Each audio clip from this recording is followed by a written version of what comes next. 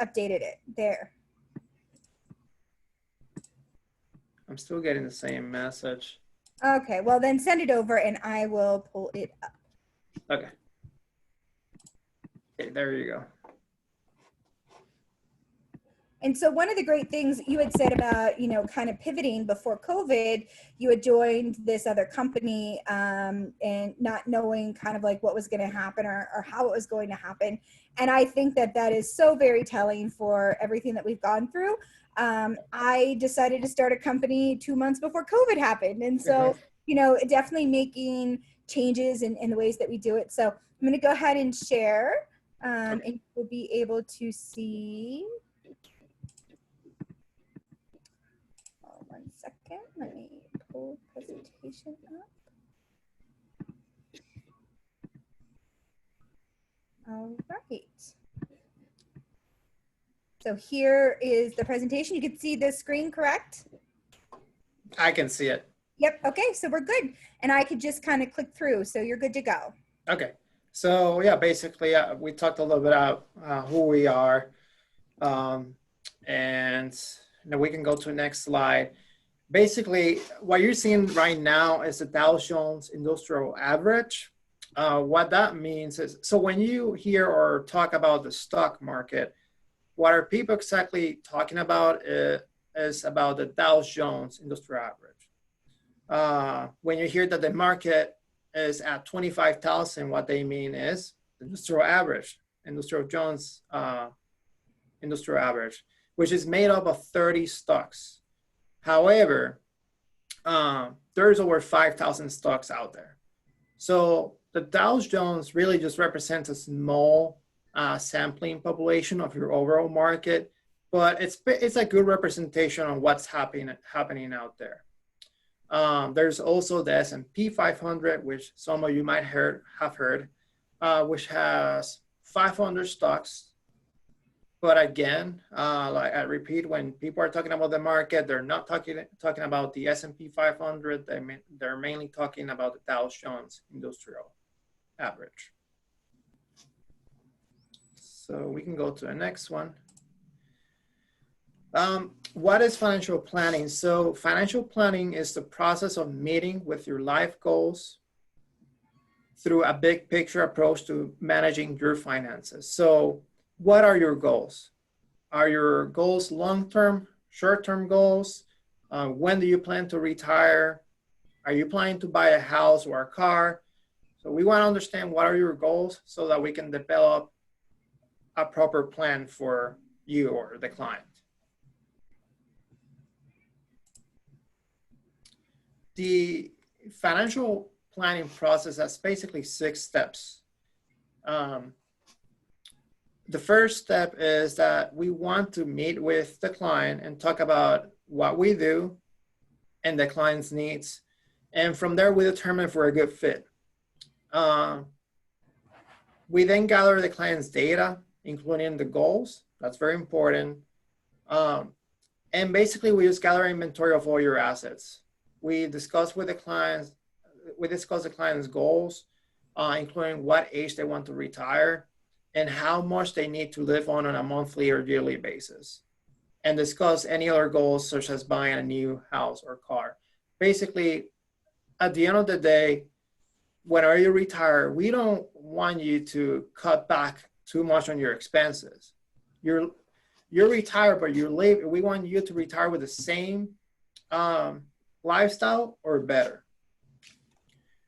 We then evaluate your overall risk and risk tolerance, basically how much risk you're willing to take, and discuss whether you're on track to meet your goals. We want to discuss if changes needed to be made to your portfolio based off anything that has changed throughout the years. And our goal is to basically get you to your goals with the least amount of risk.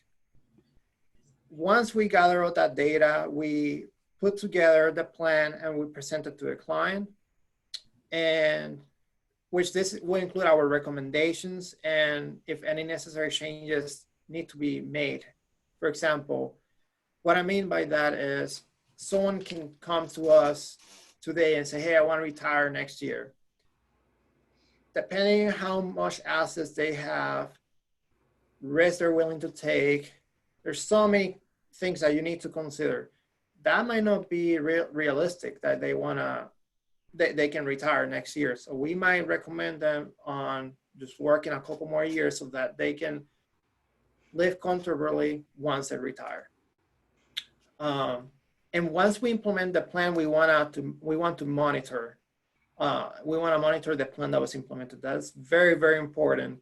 We typically want to meet with the client at least once a year to discuss whether we're on track to meet the client's goals, if we need to rebalance the portfolio. Basically, we want to make sure that we in shape and we're on track with the plan that was implemented. Wonderful.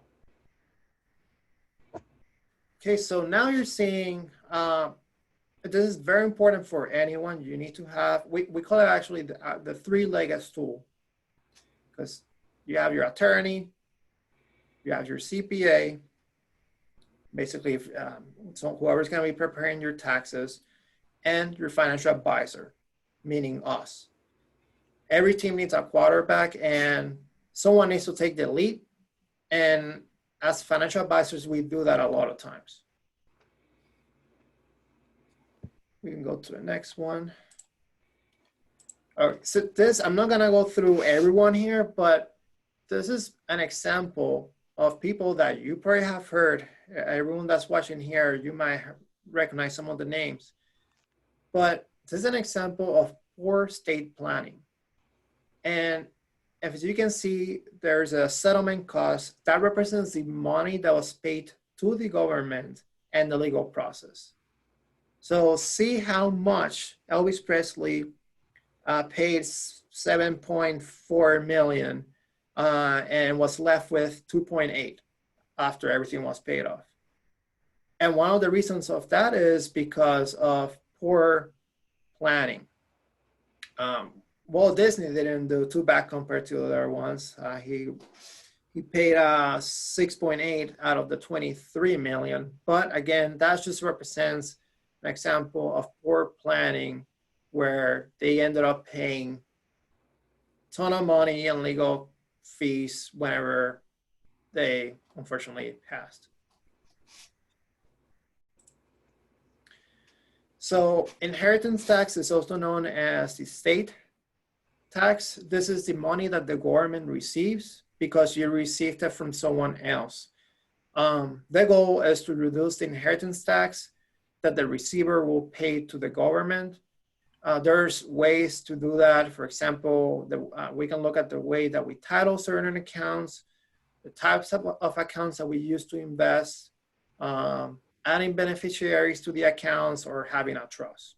So that's basically different ways that we can reduce the inheritance tax. This one, this slide in here, I don't think many of us, it would be nice, but at the same time, being realistic, not many of us really have to worry about the federal state tax, which is different between the state and federal state tax. So basically, if you have less than the amount shown, then you're not gonna be taxed at the federal state tax. So right now in 2020, that's 11.58 million. Yeah, a lot of us shouldn't be scared from when we hear the term federal state tax, because it would be nice to have that money, but yeah, that's a lot. You have to have a lot of assets for you to get to that point. So don't worry about that term. So yes, there's different ways to avoid probate. Probate is basically the process and fees for the state to go through the court system. There's ways to avoid it, but sometimes it's actually not a bad thing. It could be cheaper to go through probate than the cost to avoid it, such as basically the cost that you're paying your attorney that is setting up the living trust to add beneficiaries on an asset. Now, if you decide to go through probate, it is important to understand that it becomes public information. So if you want everything to stay confidential, then it's probably best to avoid probate. And one of the ways that we can do that is by adding a beneficiary. A beneficiary is added, then you can avoid probate and you don't have to go to court. Another way is by having a living trust with a cost. Obviously, no one's gonna do it for free. And we typically recommend a living trust to someone that has a lot of real estate. And again, another way to avoid probate is by having a joint titling. Snuggles. Yeah. Hello. Hello. Can you say hello, Jesus? Hola. So there's different state documents, your wills, power of attorneys, living wills, and trusts. Can I interrupt you real quick? Because Sure. one of the things that I would like, if you could give us maybe just a little bit more information, is so I'm part of a group that's like called Single Mom Defined. And one of the things that we've talked about frequently is, what do we have to get as single parents? What documents do we need to have for our children? So like a will, like a living will and a will and power of attorney. What documents do I need to prepare now so if something happens to me, that this little guy would be taken care of? Yeah, that's a good question. So that's why the attorneys, going back to that three-legged stool, that's why the attorney is very important, because it will help you with this document. So we do believe that everyone should have the documents are listed in here. For example, if someone has kids as beneficiaries, it's important to get a will in case something happens. Also, if someone's married, it's important to get a POA or a power of attorney, because if something, let's say, happens and that person has an RA account or a retirement account and the person ends up in the hospital, the wife and husband might call us, but we cannot get money out of the RA account unless there's a POA or a power of attorney. So you can technically have all these accounts and all this money thinking that you've saved and you've prepped for your family, but if you don't have these right documents, then that money's gone from you and it's not really there for your children or whomever you decide that you're saving that money for, is what you're saying. It's not like it's going to be completely gone, but again, there's ways that you need to title certain accounts to make sure that you don't go, they might go through a lot of headaches if things are not titled properly. And there's also ways that you can basically avoid taxes or pay a little bit less if the accounts are titled or different. There's different accounts or ways of titling to avoid more headaches if something ever to happen. Perfect. And there's also the living will, which is used basically in situations where it's time to pull the plug, and the trust, which will be created by the attorney as well. Great, thank you for that. You're welcome. So this is just a plain slide, so we can go to the next one. So retirement planning, this is where we focus the most here at Davis Financial Group. So we want to know your goals. At what age you would like to retire? That could change. During our first meeting, you might tell us, oh, I still have 30 years or 20 years. And then we meet again in 10 years and that can change. But we need to get an understanding of when you plan to retire. How much will you need to live on during retirement? Your source of income at retirement. So basically, how much money will you need to live on during retirement? It's important to base on what you spend today plus inflation. We need to consider inflation.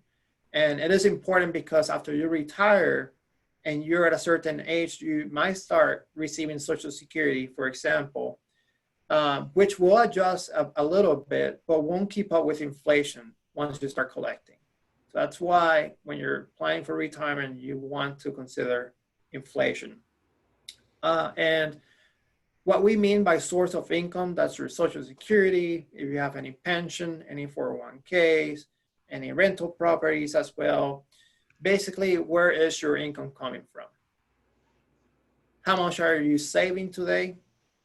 How are you investing today? We also want to know how much risk you're willing to take. And are you investing today? Do you have any stocks, bonds, CDs, anywhere?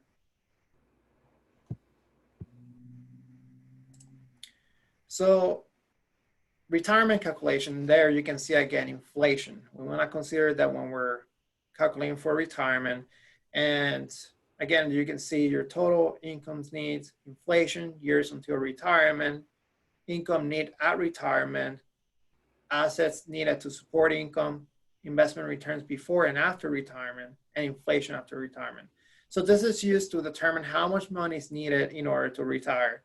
Like I said before, we want you to live the same lifestyle or better once you decide to retire. And we don't want you to struggle or have to find a job after you retired. I mean, that's why you are planning in advance and you set a date that you want to retire. So you don't have to work anymore. Well, I mean, you can find part-time if you're bored. That could happen. We have clients that sometimes, you know what, I found something small, but we want to make sure that you live comfortable. And this is another example as to why inflation is very important to consider, because once you retire, we plan for you to live another 30 to 40 years. So a couple examples here, you can see them, but the average car in 1977 the cost was up approximately $5,000. Now in 2020, it's close to $38,000. You see a big change in there. Movie tickets in 1977 was $2.25, and in 2020 it's $9.11. So well, even just like the inflation of like one round of golf at Pebble Beach, like in the 40 years or 50 years, it's been now from $34 to $575, and that definitely is a marketing scheme as well, with like that it's luxurious or whatever else. But even just thinking of your basic cost of what you would want, like Disney, like if you want to go to Disney and say you're retired and you have your grandkids, what could have been maybe $4,000 for a few days in 2020 might be $10,000. Oh yeah. And I think of that because we used to live in Los Angeles and we had family passes to Disneyland and we went all the time. Well, family passes now in Disney and in Disney World, they're affordable, but they're affordable if you don't take any other vacations. Yeah, I agree. And actually, that kind of goes now into college planning. How whenever your kids and my kids go to college, the cost, it's gonna be a lot. And college inflation roughly increases between 4 to 6% annually. So, it's we want to consider that whenever our kids get to that point. And this is more than the cost of there's more than the cost of living. Depending on your situation, there's other costs that we need to consider. For example, me being from Puerto Rico, my parents still in San Juan, Puerto Rico, my brother, sister, my grandma, a lot of people are still down there. So when I was in college, my parents didn't have to only plan for make sure that I get, grants or they could help me pay or whatever it is, or scholarships. But they also have to consider that I'm miles and miles away, and every break I went to Puerto Rico. And so it depends on the situation on everyone, but there's additional costs that we want to consider.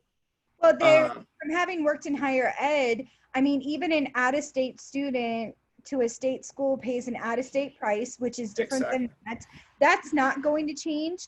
One of the small private liberal arts schools will say, oh, well, we don't have in-state or out-state of tuition, but the small liberal arts college that I went to, my last year in 2008, I paid close to 40,000 a year for Yeah. tuition. And Hmm. that was, we had dramatic leaps in tuition while I was there for the 4 years. I don't even know what their average tuition is now, but in Pennsylvania, our small private liberal arts schools are some of the most expensive in the country. Um, and parents often don't think when they're planning for college of like, oh, well, here's your tuition, books, activity fees, transportation, Hmm. the flights, the items that you need for their rooms. Yeah. Resident halls are probably going to end up being null and void. So like off-campus housing, renting apartments, studios, fees to participate, like lab fees or whatever else, like all those add up. And if you Yeah. are first generation or you've never taken a student to college, you don't understand, or even even working in higher ed, I've been out now for a few years. A friend was talking to me and was talking about like these services, like these service fees on students now. I'm like, why are students paying this? And they're like, well, the one way that we can keep quote unquote tuition down. I'm like, but tuition isn't down. You're charging them Right. increased tuition, right? Like, why are they paying $700 for an activities fee, but then they have to pay to do the activities as well? Right. So even factoring that in, travel, if your child needs a roommate or doesn't have a roommate, if your child has health issues and you Mhm. need to be able to send like prescriptions or whatever else through there. So, parents often think, oh, I'm sending my kid away, like they won't eat me out of house and home, like my grocery bill is going to decrease. Well, your grocery bill decreases in your house, but you gain a whole other one elsewhere. It's probably going to increase. Yeah. So, I mean, That's those, the way that I ate in college probably increased. At yeah, least for my parents, probably. I think even just financial planning to think of those Yeah. ancillary costs that are for it. I had my mom's old car my first year of college, and I wasn't allowed to take it to college, so it was at home. My second year of college, my mom bought me a new car, and she was able to broker a deal that she got a new car and I got a new car. But because I was traveling for work, coming back and forth to home, and then for an internship, she wanted to make sure that I wasn't, breaking down on the side of the road. So that extra money that she spent on a car was like peace of mind. And, that car lasted me a really long time. But that was an unforeseen cost that we had for college as well. Yeah. That's right. Yeah. No, and you touched on basically a lot of the basically that bullet point, other costs than tuition, room and board. Yeah. Yeah, it's important to consider all those things that you just mentioned when you're sending your kids to or your kid to college. And there's ways to basically save for uh, basically your college planning. And one of them is the 529. The 529 basically provides a tax-free growth and a tax-free withdrawal for qualified expenses. A benefit of a 529 is that it removes the assets from the donor's taxable property calculation. And what I mean by that is that the assets will not be taxed to my daughter, Isla, for example, or Mila, or one of my daughters, and I can still control it. So I can control it, but it will not be taxed to my daughters. And this is a good tool if for you, for example, any parents, any grandparents that they want to give put money aside for their kids or their grandkids. There's also the Coverdale IRA college savings. Now that one does have an income limit and a max on what you can put in, which is $2,000 per beneficiary per year, combined from all sources. So we do, most of our clients, we do offer 529s and they use that more than the Coverdale.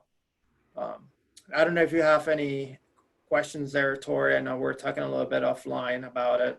Yeah. So a few of you in just kind of conversations that we've had was, the 529, like what if my child doesn't go to college? What if they go to a trade school? Or what if they go to a college out of state and I can't use those funds? Like, am I taxed? Am I penalized? Can I use that money? How can I move that into a different, space? Or one question someone brought up was, what if my child passes? and there's no other beneficiary. And, we were saving for this particular child because Yeah. that's now a topic that's a very hard topic to come to terms Yeah. with. But So, well, there's different, it depends on also how you obtain or buy the 529. For example, so you can buy a 529 through the state, and I believe you can only use it in that state. If not, you have to pay taxes and penalties. Now, there's other 529s. We do sell those 529s that basically the kid can go anywhere. Basically, if my daughter is right now, we live in Pennsylvania. I have a 529 with her. If she wants to go to college in another state, then she can still use it. So that's an option. You're not, depending on what you're buying, you're not always tied into that state. Now, if your kid doesn't go to college, you have another kid, then you can pass that 529 to another kid or another family member that's attending college. You can pass it on. Now, if you don't use the 529 funds for eligible expenses, you usually have to pay taxes and a 10% penalty on the earnings portion of the withdrawals. Does that help? Yes, it does. And I think that's really good to know that, like looking at the end number that you're wanting to save for, are you willing to take that hit, or is there another option that would make more sense for your savings? I've never heard of the Coverdale IRA. So even just knowing that there's other opportunities to save for college or for trade school or anything like that, I think is really, really important to know what your options are if you want to do that for your children. Yeah, there's another option, and we don't see it often because normally people are using more than 529s. One of the other options that you have out there is that if you have a retirement plan, an IRA, that IRA you cannot really touch much of, or you cannot really touch it until a certain age, which is 59 and a half. But there's certain exceptions for you to touch it, and one of them is for college. The only thing is that if you do touch money from your IRA to pay for your college tuition, then you are not gonna get penalized at 10%, but you still have to pay taxes. That's one thing to consider. But again, the good thing about the 529s is that it's a tax-free growth and a tax-free withdrawal for qualified expenses. So again, we use those a lot, and I use them personally for my daughters. So perfect. All right, investments and strategies. Okay, let's go. So investment strategies, investment process. So first we prepare a plan, and based on the goals, risk of the client, and plan prepare, we look at ways to invest. So how are we going to invest? How much stocks and bonds we need to put in your portfolio so they can meet your goals? And it also depends also on your risk appetite. Types of accounts, meaning your account management. We can invest in we can open or invest in brokerage accounts, RAs, 401ks, 529s that we just discussed. Investment selection, meaning the type of investment fund. That will be your stocks, bonds, mutual funds, and annuities. And once we have that plan implemented, we want to monitor it. We want to monitor the performance of that of the plan and review it. I'm going to talk more about that, especially monitoring and review in a little bit more detail shortly. So plan objectives. You want to set realistic goals. I think I earlier mentioned someone might come here and say, hey, I want to retire next year, but I haven't planned really haven't saved much. So do you plan to have the same lifestyle? If you do, then is it realistic for you to retire next year? Or if you want to buy a house or a car, you want to set realistic goals. Again, we're going to take an inventory of your current situation, all your assets. We want to combine them and put it in the plan and develop a savings and investment strategy. And we're going to be monitoring the results and making adjustments as needed, mainly on a yearly basis. We're going to be doing a review to see if we have to make any adjustments. So how will you get there? This is based on the risk that you're willing to take and the returns and goals. These are unique to each individual, and no two people are the same. So let's say I can have 5 clients that want to retire next year. Well, not all 5 are the same. So they'll have different risk appetites and they have different goals. So everyone's unique in their own ways.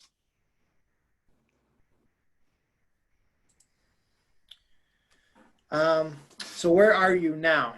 Meaning, how much do you own? Which assets are liquid and can be converted to cash quickly? What are your liabilities? Do you have any bills, any debt? Why do I own what I own? Do I have a plan? And where are my assets? Do you have any, from your prior jobs, you might have 3 401ks. Sometimes people forget that they had a 401k from years and years ago, and you want to make sure that you have that with you and you're keeping it in mind when you're planning for retirement. You don't want to give that money away to anyone if you earned it. I have I have 3 different ones. So one university I worked with had TIA CREF, and there's always a great kind of return on that one. I can't add into it unless I work in the state of Maryland again. So it just is like it's accruing, but a small amount. And that's kind of like their way of trying to get you to come back to Maryland to work. And then I have through American Life, I think, or maybe not. But anyways, through Robert Morris, I had another one. And then now as an independent contractor, I have an IRA, a Roth IRA with like Stash, the app. And so looking through that as an IRA and a Roth IRA account. And so even just looking at different ways, I work with a lot of people that are independent contractors. So we don't have anybody that presents us, retirement plans, investing, healthcare plans, and things like that. When we start, quote unquote, working, our money kind of comes into us. We also have to pay attention to our own taxes. So a lot of work as an entrepreneur or an independent contractor. So if you had suggestions for any of us that are those independent contractors, what's a really great way to kind of start if we want to start thinking of ways, like maybe we don't have that IRA option, but how do we do it for ourselves? So, I mean, there's different options. For example, you mentioned, I'm going to use you as an example. You had a couple of 401ks or in that TIA that are they're probably still where they're being invested where they were originally. And your lifestyle changed and you're now you have kids and you need to start thinking about retirement. So something that we do is that those 401ks, we roll them over into an IRA account. Or sometimes we even combine. You might have 3. You have 3 401ks. We combine them into one to make sure that they're allocated properly based on your goals and your risk. So that's one thing where we want to start. And then now that you're independent and you want to set some money aside for retirement, you're doing the right thing by opening a retirement account, right? You have one now. And if you can afford it, try to max it out, basically put as much money as you can, if you can afford it. But if not, just put whatever makes you feel comfortable and just keep it, just track it, especially if you're doing it independently. Make sure that you're tracking it. You can get opinions from us and see how we can help you as well. So those previous 401ks that you had, we can roll them over into, just combine them into one, and we can manage them for those for you. And within the plan, then we do consider what you have with your current company. And whenever we combine basically all your assets, you tell me, hey, I want to retire at age 65. Then we develop a plan that, based on your risk appetite as well. And we're going to tell you, hey, yeah, it looks like you're going to meet your goal. It seems like things can change, but it seems like you're on track right now to retire at 65. Or we might tell you, hey, maybe set more money, put more money into your current retirement account if you can put more, or change a little bit on your spending, or whatever it is, to make sure that you meet your goal of whenever it comes to your retirement age. Thank you. You're welcome. Okay, so asset allocation. Yes, I know we talked a little bit about it, not much, but asset allocation, some people might call it your investment pie because of the different pieces of it. The risk and return is based or depends on the asset allocation. Everyone has a different asset allocation. The more potential for gain, the more potential for loss. So basically in your asset allocation, you have to consider your risk, your returns, your equities or stocks, your fixed incomes, which would be more like your your bonds. Other means your real estate, art, jewelry, and then your cash. So that's an example of your asset allocation. Now, some people might say, hey, I'm diverse. I'm pretty diverse. I have stocks and bonds, or have a stock and I'm investing in one stock and one bond. That does not really mean that you're diverse. They all have different returns and risk tolerance. There's different equity sizes and styles. You can see your large. I'm not gonna go too much into details as to what they are, but you can see that there's large value, mid value, small value, large core, mid core, small core, large growth, mid growth, small growth, international.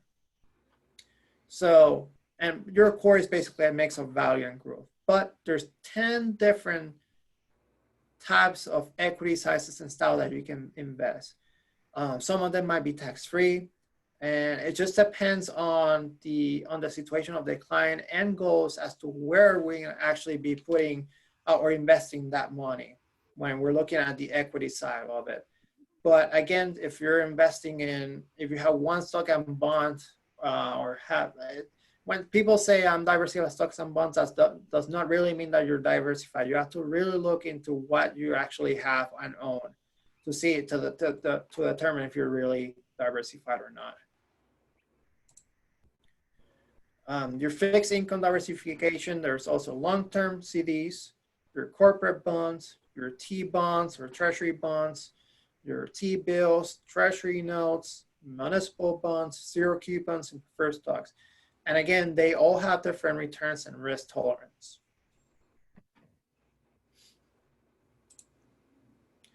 Other assets to consider are your real estate, commodities, infrastructure, and collectibles such as antiques, baseball cards, or whatever else that you might have that might have some value. Oh, cool. There are different types of accounts. A lot of us are familiar with our savings account or checkings account. Brokerage accounts are different ways of investing. Your IRA accounts, you have your traditional Roth, Coverdell, self-directed IRA. Basically, you can put money in the account and use it for real estate. However, this is not recommended. We don't really recommend the self-directed IRA. And the reason is because every penny from the IRA, even if the house needs repairs, the money needs to come out of the IRA account. This is also harder to keep track of the money coming in and out. In addition, all gains have to stay in the account, and you cannot get a loan with a self-directed IRA. So again, we don't recommend that that type of account. You also have your UGMA, or Unified Gift Minors Act account.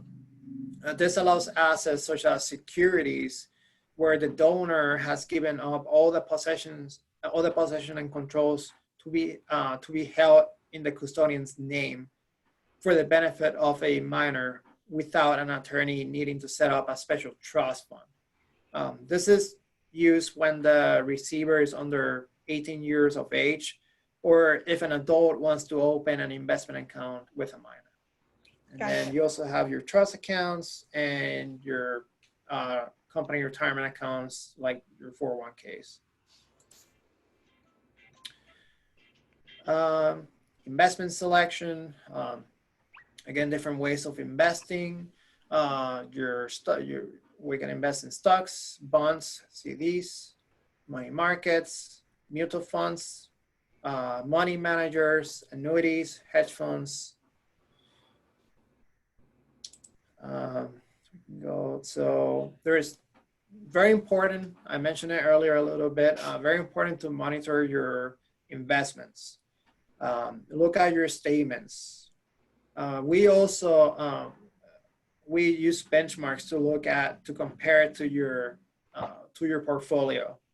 Some of those benchmarks include the S&P 500, the Russell 2000, which is a small cap stock market index, or EFA, which stands for Europe, Far East, and Australia.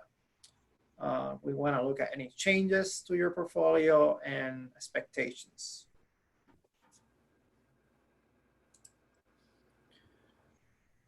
So we do want to have a review at least once a year.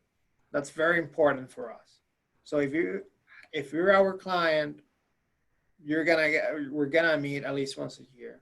And if you have another financial advisor, hopefully they're meeting with you at least once a year, because it's important to discuss your goals. The goals can change throughout the years. Your life situation can change as well. They're changing the economy, changing the market.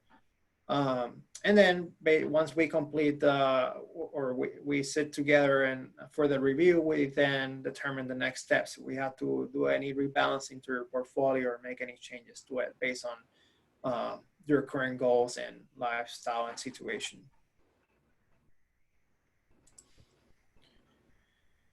So the next step is that you have to have a personal interview.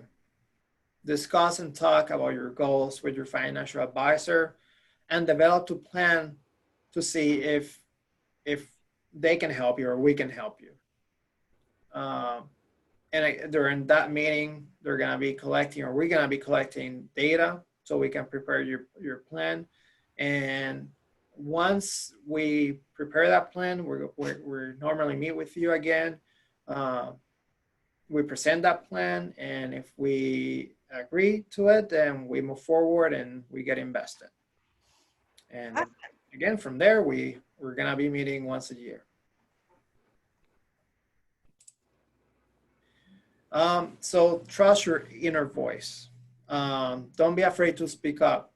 Especially now through this pandemic, we got a ton of calls from clients, and it's okay.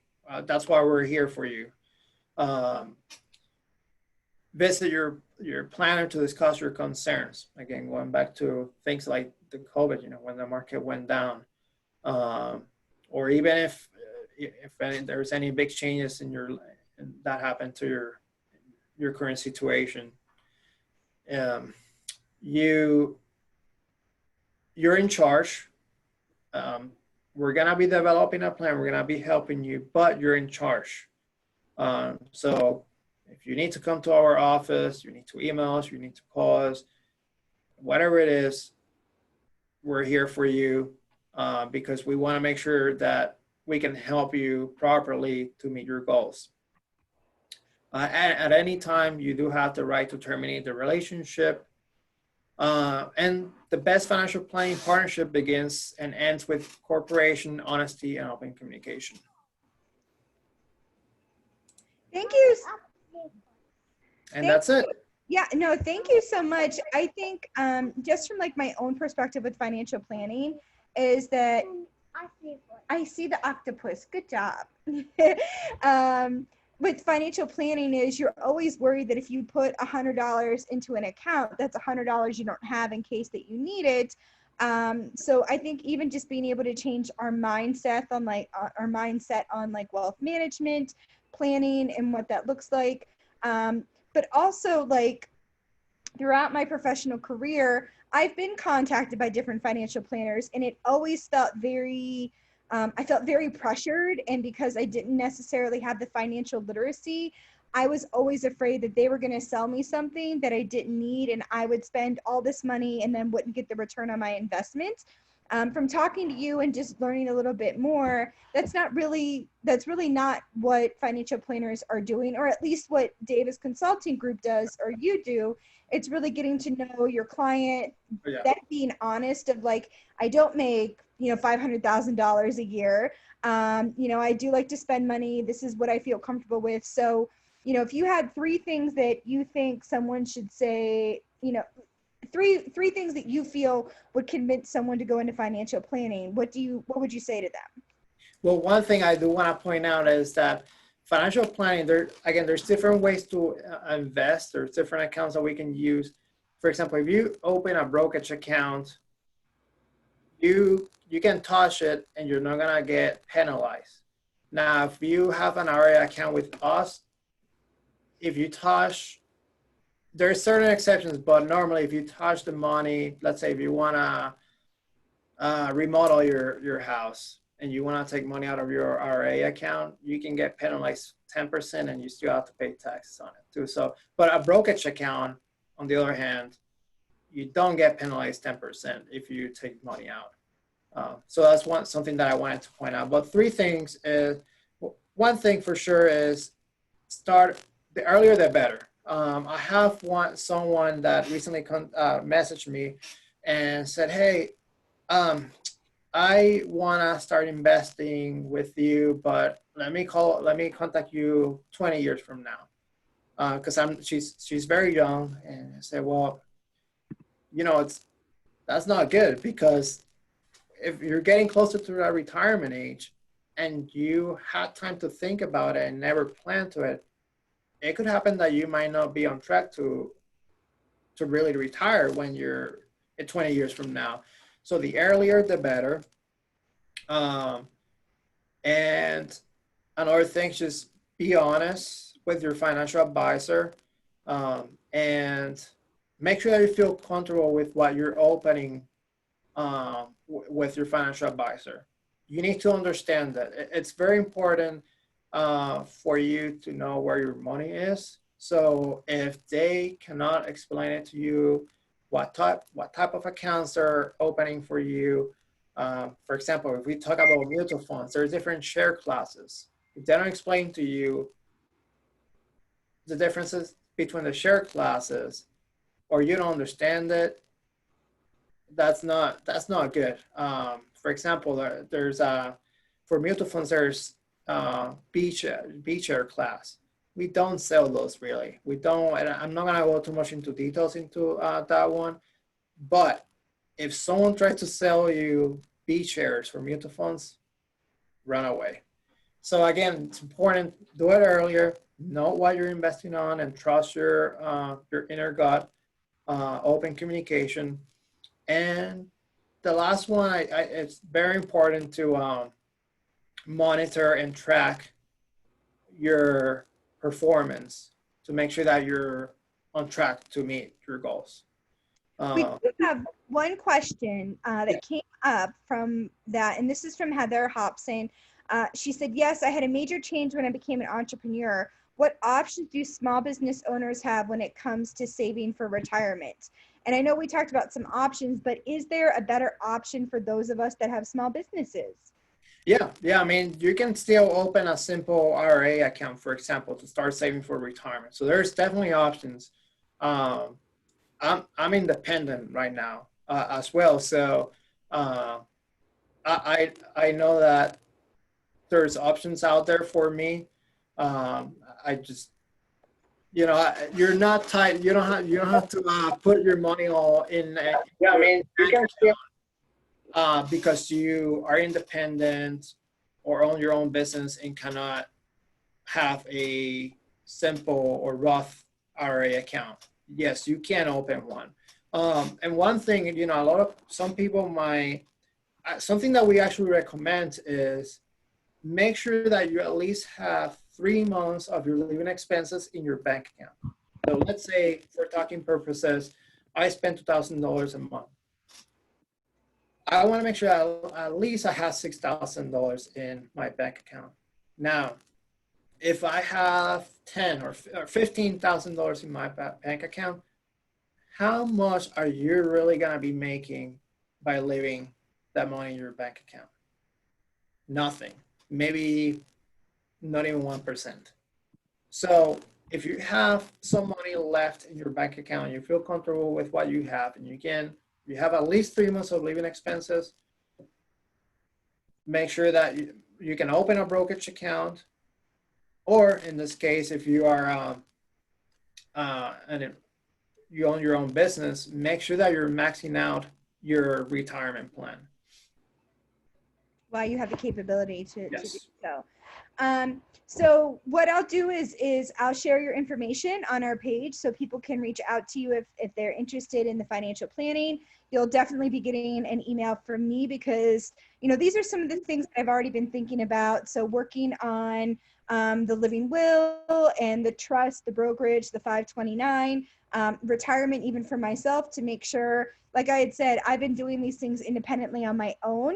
And just because I've read something doesn't mean that I'm the expert. And so I think as you get a little bit older, you realize that money spent on someone who is an expert has a greater yield on your investment than, you just kind of going in. I buy stock off of Robinhood and I buy it and it's a learning experience for me, but I'm only investing $10 or $15 here or there. I'm not buying, $5,000 worth of stock. So my return on investment is pennies, but it's a really great learning tool for me to understand how the stock market works and monitoring and things like that.